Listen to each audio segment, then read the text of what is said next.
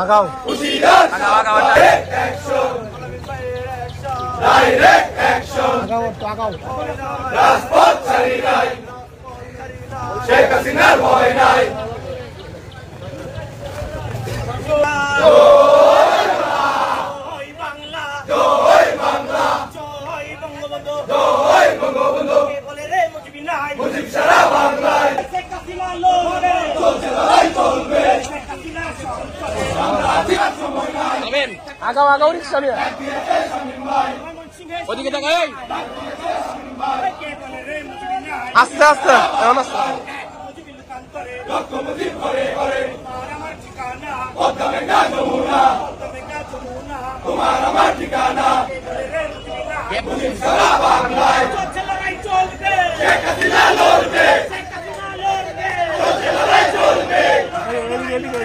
লড়াই করে বাঁচতে চাই আরে নেমে চিত্তে কারা বঙ্গবন্ধু সৈনিকেরা চুপে চুপে চিত্ত কারা বঙ্গবন্ধু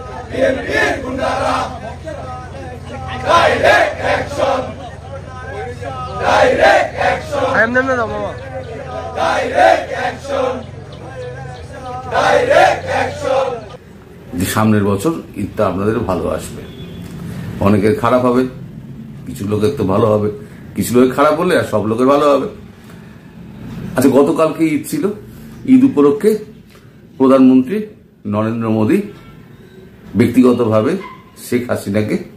ফোন করেছে ফোন করে শুভেচ্ছা জানিয়েছেন তার দীর্ঘায়ু কামনা করেছেন এবং ভারতের পক্ষ থেকে অজিত দোভালের হাত দিয়ে তাকে মিষ্টি এবং ফুল পাঠানো হয়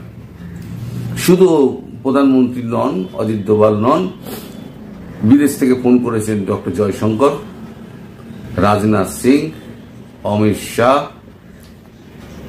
যোগীজি উত্তরপ্রদেশের মুখ্যমন্ত্রী যোগীজিও ফোন করেছিলেন আসাদুদ্দিন ওয়েসি ফোন করেছিলেন রাহুল গান্ধী প্রিয়াঙ্কা গান্ধী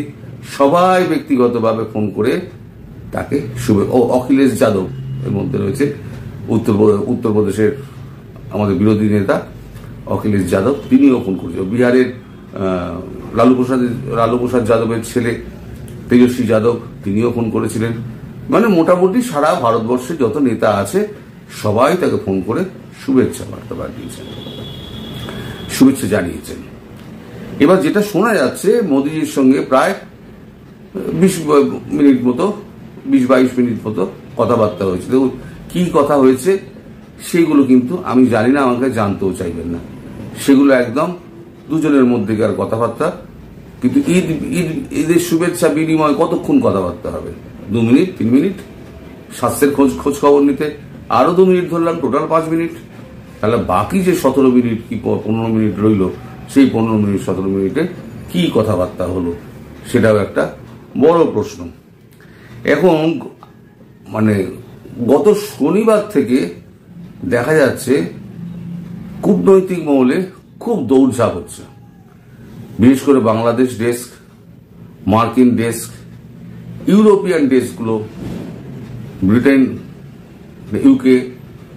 এই দেশগুলো ভীষণভাবে খুব মানে দৌড়ঝাঁপ চলছে কূটনৈতিক মহলের যা খবর